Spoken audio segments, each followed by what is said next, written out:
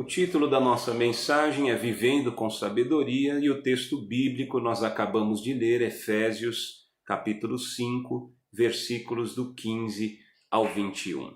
Eu faço uma breve introdução, lembrando aos irmãos que nesse texto o apóstolo Paulo, ele exorta os seus leitores a uma conduta cristã adequada. Ele admoesta todos os seus leitores a agir em conformidade com a sabedoria do alto. Portanto, o apóstolo Paulo, ele trata sobre o testemunho da vida cristã num mundo caído, num mundo sob o efeito do pecado. Espera-se do cristão que ele apresente um bom testemunho de vida. E, para tanto, o apóstolo Paulo vai realçar nesse texto um contraste entre a sabedoria e a insensatez. E Paulo cita 3 atitudes para vivermos com sabedoria.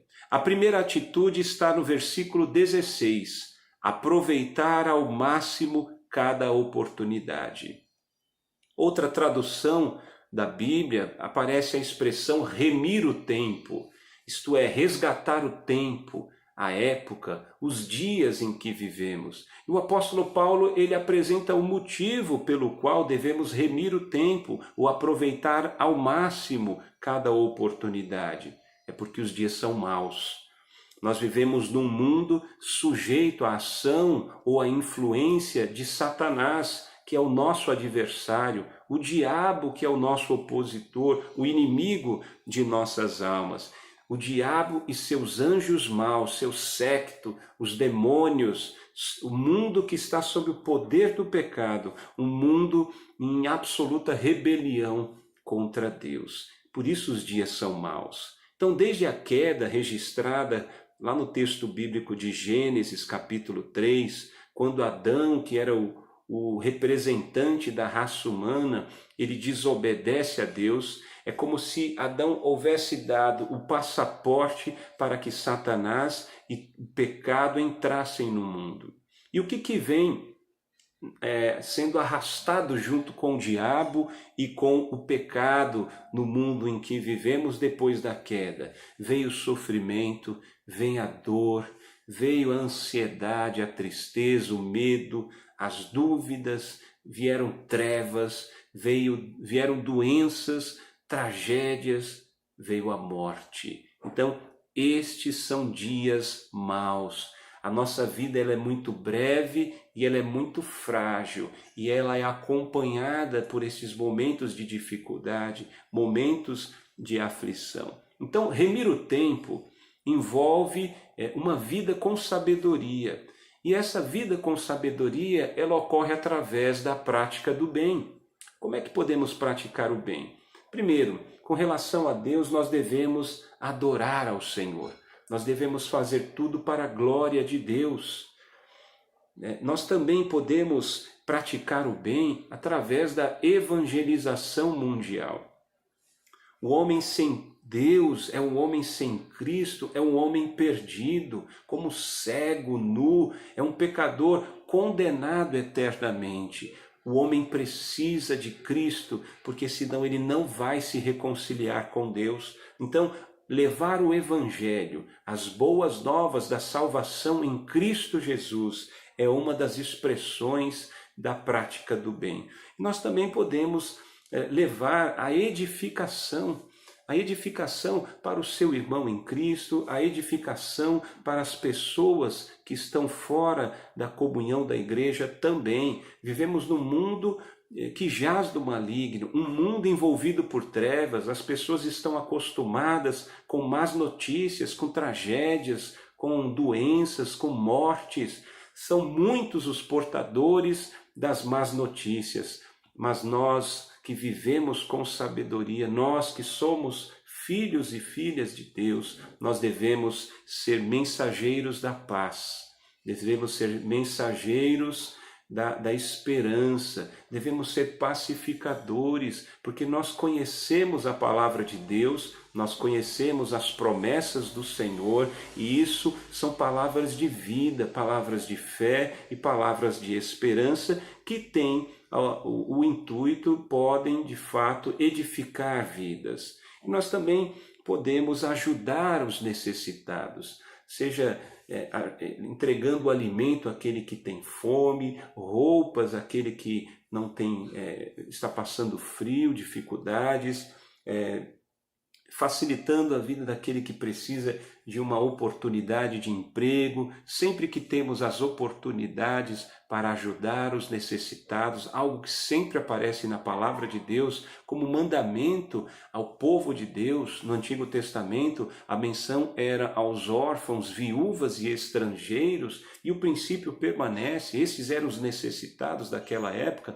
Nos nossos tempos continuamos tendo os pobres, os necessitados, e nós podemos praticar o bem e assim viver com sabedoria, aproveitar ao máximo cada oportunidade através destas várias possibilidades de praticar o bem. É interessante que os insensatos, eles se desgastam em coisas secundárias, coisas de pouca importância, temporais, passageiras.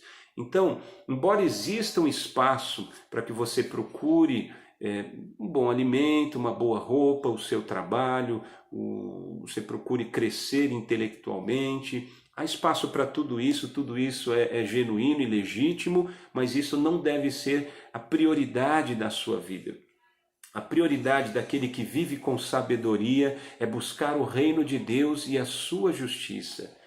E as outras coisas são acrescentadas, é assim que diz a palavra do Senhor. Isso me faz recordar do Evangelho de Lucas, capítulo 10, versículos 38 ao 42, quando o Senhor Jesus vai até um povoado em Betânia, próximo a Jerusalém, visitar a casa de Lázaro. Lázaro era irmão de Marta e Maria. E você deve se lembrar que nesse texto, registrado no Evangelho, Marta recebe o Senhor Jesus e ela demonstra uma grande hospitalidade. Ela quer ser uma boa anfitriã, então ela vai se dedicar ao serviço doméstico para receber o Senhor Jesus da melhor maneira na sua residência, na sua casa. Mas Maria, a irmã de Marta, ela toma uma outra atitude. Ela fica aos pés do Senhor Jesus, ouvindo as palavras de Cristo.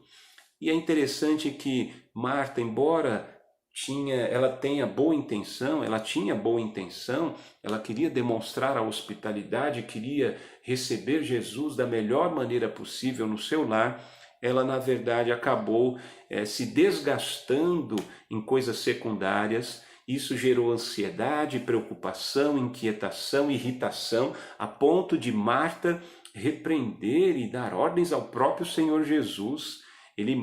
Ela manda que Jesus determinasse a Maria que a ajudasse no serviço doméstico. E o Senhor Jesus a repreende amorosamente, mostrando que Maria havia escolhido a melhor atitude, a atitude de adoradora, de discípula, visto que ela estava aos pés de Jesus, ouvindo seus ensinamentos, ouvindo as palavras de Cristo. E nós devemos aprender com esse episódio, com este evento.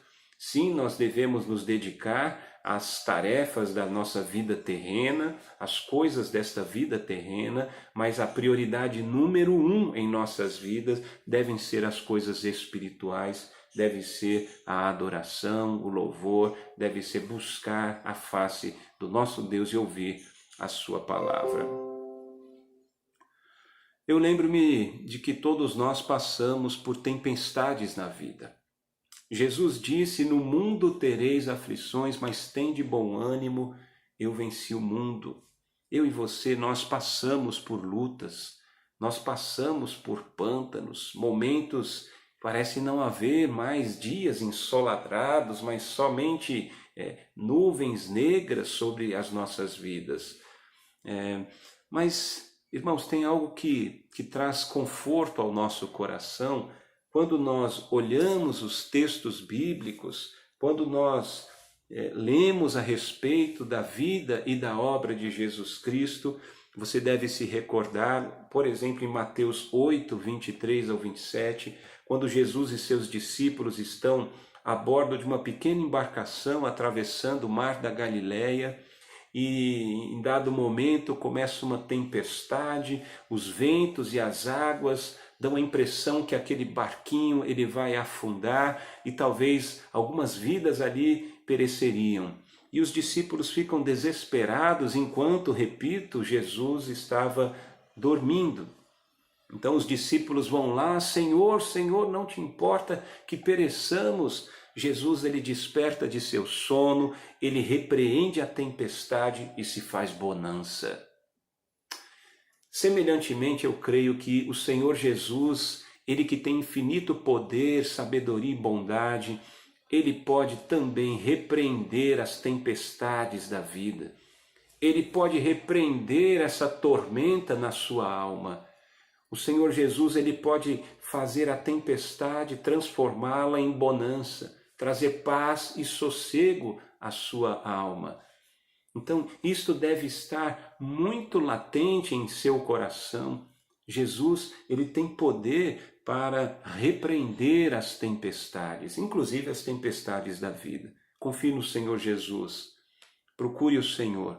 Ele pode te dar paz e sossego e uma vida de bonança. Portanto, a primeira atitude para vivermos com sabedoria, nós devemos aproveitar o máximo cada oportunidade através da prática do bem. A segunda atitude que o apóstolo Paulo nos traz para vivermos com sabedoria é procurar compreender qual é a vontade do Senhor. Isso está no versículo 17. Quando a Bíblia mostra que essa palavra portanto, o apóstolo Paulo ele quer dar a importância do bom testemunho cristão. Essa palavra, portanto, se refere àquilo que está antes do texto que nós vamos continuar aqui fazendo a exposição. Então, Paulo ele dá o destaque ao bom testemunho cristão, que deve ser uma vida sensata e não uma vida tola, uma vida de nécio, não é verdade?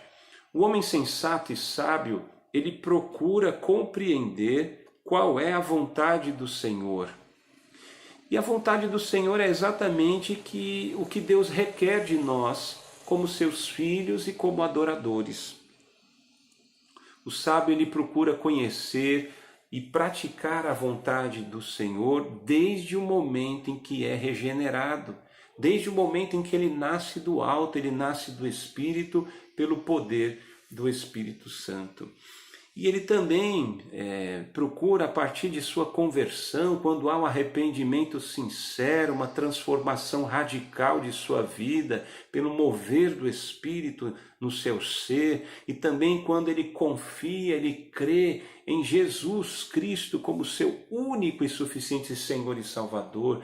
Essa conversão, essa regeneração acaba impulsionando o novo crente, o cristão, a procurar e praticar a vontade do Senhor. E a vontade do Senhor está claramente revelada na sua palavra. Portanto, o sábio ele estuda e medita na Bíblia Sagrada, que é a palavra de Deus, nossa única regra de fé e prática. E assim ele pode compreender qual é a vontade de Deus, né? O coração ele é renovado pela palavra de Deus. Nós vemos isso em Romanos 12, 1 ao 2. Nós devemos buscar a renovação da nossa mente, dos nossos pensamentos. A mente, o coração, é exatamente o centro diretor da vida humana, onde nós temos a nossa vontade, a inteligência, as emoções, as sensações. Então o coração ele é renovado pela palavra de Deus. Em Romanos 10, 17 também diz que a fé vem pela palavra de Deus. Compreenda a importância da Bíblia Sagrada, a palavra de Deus, para que possamos viver com sabedoria.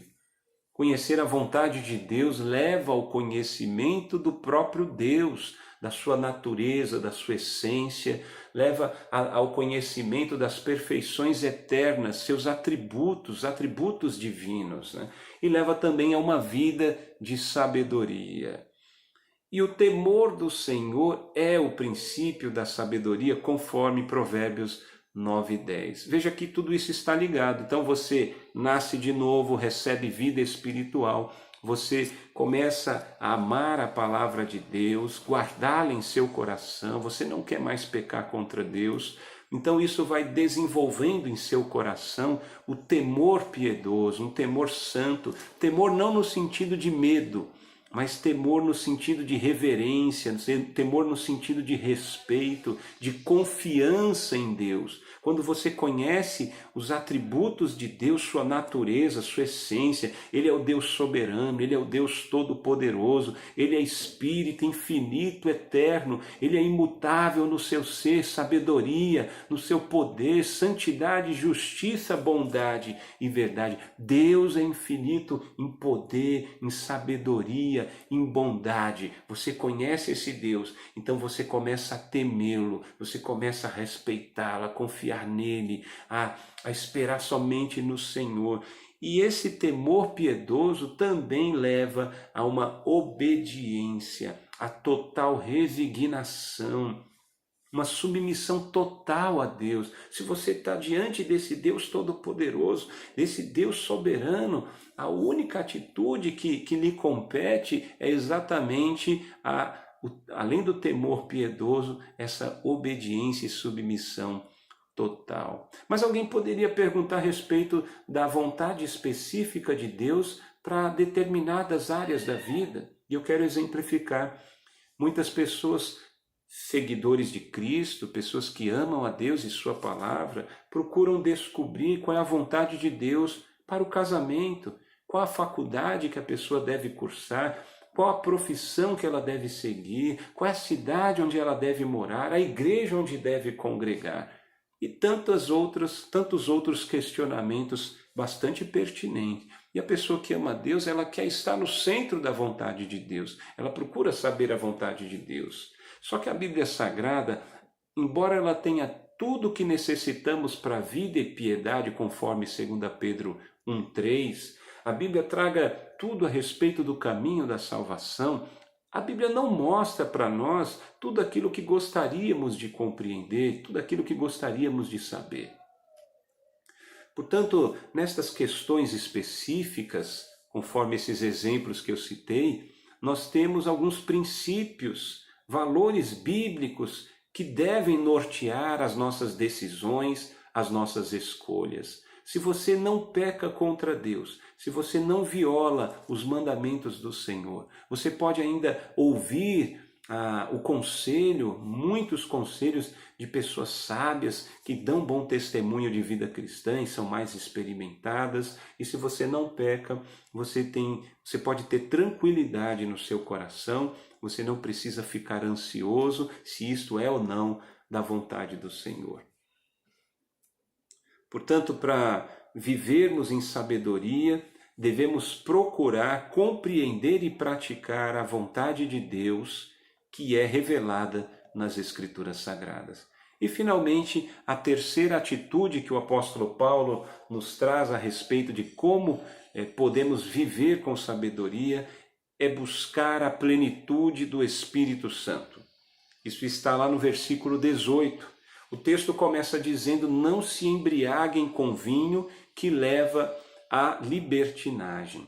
Eu penso que o texto não somente condena ou proíbe a embriaguez ou a intoxicação pelo vinho, pelo álcool, mas possivelmente também existe uma condenação de um tipo de adoração pagã que combinava orgia sexual com a ingestão de vinho. Você já deve ter ouvido falar de Baco ou Dionísio, deus do vinho. Você já deve ter ouvido falar também da prostituição cultual. Lá em Éfeso mesmo havia o templo da deusa Diana e eram comuns as práticas de prostituição cultural em que os adoradores da deusa praticavam e se envolviam com os prostitutos cultuais ou as prostitutas cultuais em orgias sexuais, numa espécie de adoração pagã, que envolvia essa orgia. Então, é possível aqui que seja não só uma condenação à embriaguez, mas também uma condenação a este tipo de prática pagã. Em meio aos dias maus, diante das tempestades da vida, muitas vezes As pessoas procuram alívio nas bebidas alcoólicas. Essa é uma postura insensata. Aquele que vive com sabedoria não vai procurar o alívio da sua dor, o socorro para o seu sofrimento nas drogas, como a bebida alcoólica. Tem outras pessoas também que agem com insensatez e loucura, que buscam socorro em deuses falsos. E eu quero fazer algumas breves considerações a respeito do uso e do abuso do álcool. O álcool em pequenas doses, inicialmente, ele pode trazer até um certo relaxamento, traz até um pouco de prazer, mas nós sabemos que as aflições, os problemas na vida são muito constantes, eles se repetem. Então, quanto mais a pessoa volta a apelar para o álcool, para as bebidas alcoólicas, mais ela está suscetível a desenvolver um tipo de dependência do álcool, o alcoolismo. Nós sabemos que a Organização Mundial da Saúde trata o alcoolismo como uma doença crônica, mas eu quero fazer uma análise sobre o alcoolismo, aproveitando esse texto que condena a embriaguez. Do ponto de vista teológico, bíblico, é bem possível que o alcoolismo ele represente um coração idólatra. É verdade. E veja que no contexto existe essa possibilidade não só da condenação da embriaguez, mas também da questão da idolatria, combinando orgia com a ingestão de álcool. Mas mesmo que seja somente uma menção à embriaguez, à intoxicação pela bebida alcoólica, por que isso de alguma maneira representa um coração idólatra? O homem ele foi criado por Deus para adorar o seu Criador. Mas por causa do efeito do pecado, o homem muitas vezes acaba procurando servir e agradar a criatura ao invés do Criador. Nós vemos isso no Romanos capítulo 1, no primeiro capítulo de Romanos. Então, o homem ele tem um coração idólatra. Ele vai procurar de alguma maneira adorar algo ou alguém. Então, toda vez que você coloca algo ou alguém no lugar de Deus, você se torna o idólatra. E quando alguém procura a satisfação, o prazer, o alívio da dor e do sofrimento, o socorro no momento da dificuldade nas bebidas alcoólicas, o álcool acaba se tornando um verdadeiro ídolo.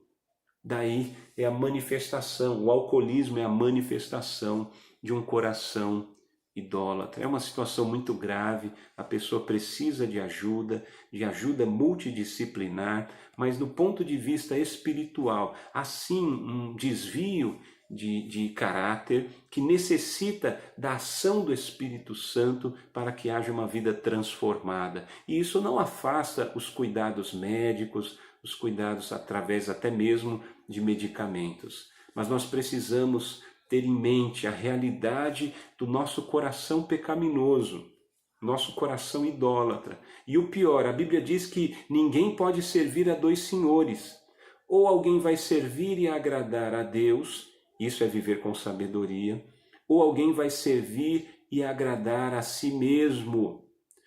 O ego, o próprio eu se torna o Deus. E não é assim, de certa forma, aquele que busca o prazer, o relaxamento, o alívio para o sofrimento e da dor nas bebidas, não está buscando a satisfação de si mesmo. Então, de certa forma, é uma expressão, o alcoolismo, de um coração idólatra. E a contrapartida que o apóstolo Paulo nos traz nesse versículo 18 do capítulo 5, ao invés de ser cheio de álcool, ao invés de ficar embriagado, ao invés de perder o domínio próprio, então ele propõe: deixem-se encher pelo Espírito, sejam cheios do Espírito Santo, busquem a plenitude do Espírito Santo. Nós entendemos então pelo texto que a plenitude do Espírito, ou ser cheio do Espírito Santo, não é uma experiência realizada de uma vez por todas. O texto mostra que esta experiência ela deve ser repetida e que é a vontade do Senhor, é mandamento do Senhor o ser cheio do Espírito Santo. Isso está de acordo com a vontade dele. Estar cheio do Espírito Santo nada mais é que estar debaixo do controle de Deus, sob o governo do Espírito de Deus. Nesse texto, Paulo, aqui em Efésios 5, Paulo, ele não diz exatamente como ser cheio do Espírito, mas tem um texto em Colossenses 3, 15 e 16, e combinando com o contexto aqui de Efésios 5, 15 ao 21, que nos dá a impressão de que parece haver uma relação direta entre o ser cheio do Espírito Santo, a sabedoria, viver com sabedoria, portanto, e a presença de Cristo na vida da pessoa e também de sua palavra. Diz assim Colossenses 3,16, que a paz de Cristo seja o juiz em seus corações. Habite ricamente em vocês a palavra de Cristo com toda sabedoria. E Paulo, ele vai trazer os resultados de uma pessoa que é cheia do Espírito Santo. Além da sabedoria, viver com sabedoria pressupõe a plenitude do Espírito Santo e buscar ser cheio do Espírito Santo. Os resultados de ser cheio do Espírito estão nos versículos 19 ao 21. Comunhão, adoração, gratidão e a submissão. A comunhão está muito claro aqui no texto, no versículo 19, quando a Bíblia diz, falando entre si com salmos, hinos e cânticos espirituais, cantando e louvando, versículo 19. Então veja que os cânticos servem como um pretexto e um momento de comunhão da igreja. A igreja é o corpo de Cristo, é a família de Deus, é a unidade do Espírito. Existe sim a unidade, esta comunhão. A igreja ela deve estar em comunhão. Então, aquele que vive com sabedoria, ele busca ser cheio do Espírito Santo e assim ele vive na comunhão da igreja. Esse negócio de desigrejado vai de encontro com esta exortação. Não existe esse negócio de desigrejado. O homem de Deus, a mulher de Deus que vive com sabedoria, sob o controle do Espírito Santo, debaixo da vontade do Senhor, vive na comunhão da igreja. E aqui também, além da comunhão, que é um resultado de ser cheio do Espírito, outro resultado é a adoração. Adorar, louvar a Deus por quem Deus é, por seus atributos, porque Ele é soberano, porque Ele é Rei dos reis, porque Ele é Senhor dos senhores, porque Ele reina, Ele governa, porque Ele é o Criador e o sustentador do universo. Então a pessoa tem um estilo de vida de adoração. Essa adoração também envolve outro resultado de ser cheio do Espírito, que é a gratidão. Então, a gratidão aqui no contexto mostra que é dar graças a Deus, apesar das circunstâncias e também pelas circunstâncias. Então, mesmo diante da morte, das tragédias, das doenças, esse texto, ele dá base para sustentarmos a ideia de que nós devemos dar graças em tudo, porque esta é a vontade de Deus em Cristo para cada um de nós.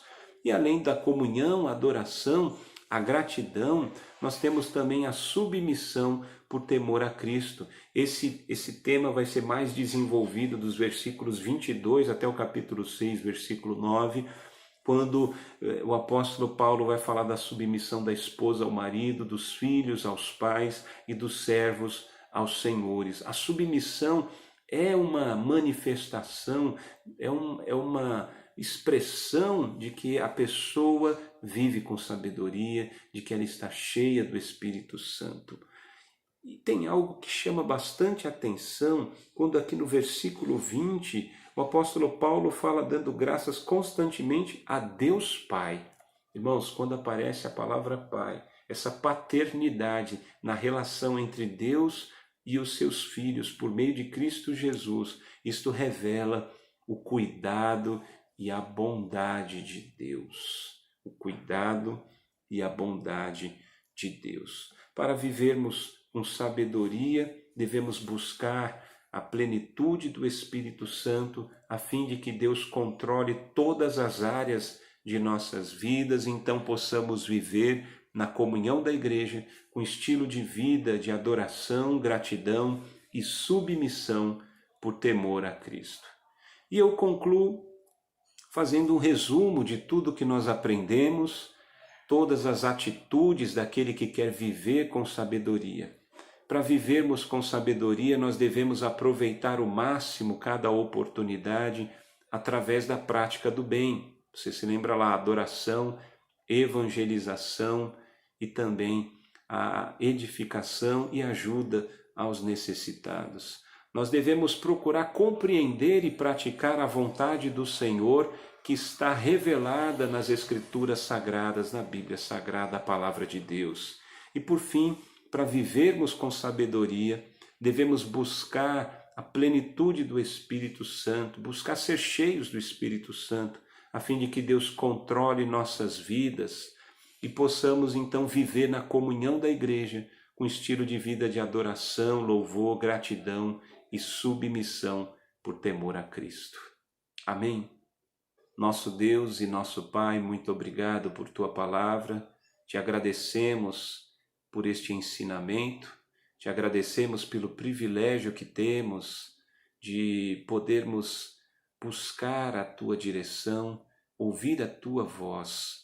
Ó Pai, em nome de Jesus Cristo, queremos viver com sabedoria e, portanto, nós queremos, Pai, remir o tempo, queremos também, meu Deus, fazer tudo o que estiver ao nosso alcance para compreender qual é a vontade do Senhor que está na Tua palavra. E por fim queremos ainda, para vivermos com sabedoria, queremos, Senhor, buscar a plenitude do Espírito Santo.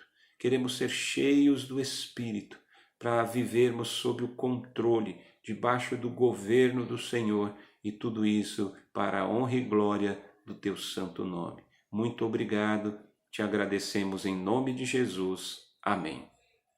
Meus irmãos,